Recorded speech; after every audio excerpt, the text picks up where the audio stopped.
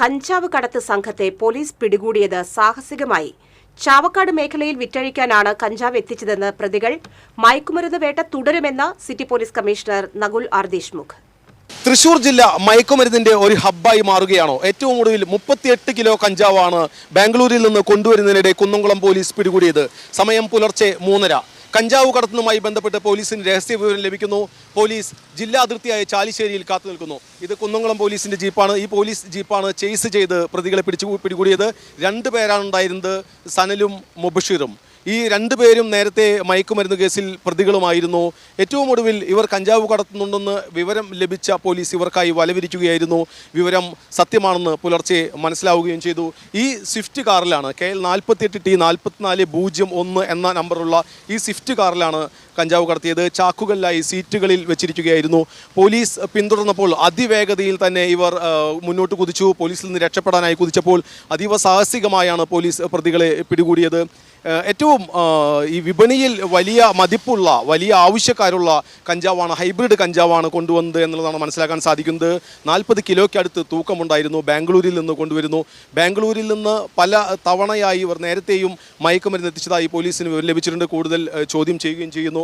അത് നേരത്തെ പറഞ്ഞു, പല കഞ്ചാവുകളും എണ്ണ വാറ്റിയതിന് ശേഷം, അതിൻ്റെ എണ്ണ നീക്കിയതിന് ശേഷമുള്ള, ഓയിൽ നീക്കിയതിന് ശേഷമുള്ള കഞ്ചാവ് വിപണിയിലെത്തുന്നു എന്നുള്ളത്. എന്നാൽ ഇത് അതുപോലെയുള്ളതല്ല.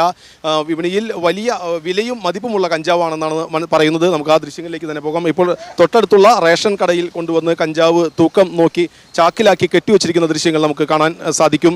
ഇതുമായി ബന്ധപ്പെട്ടുള്ള വിശദാംശങ്ങൾ സിറ്റി പോലീസ് കമ്മീഷണർ തന്നെ നമ്മളോട് പങ്കുവയ്ക്കും. ക്രിമിനൽ പശ്ചാത്തലമുള്ള ആൾക്കാരാണ്.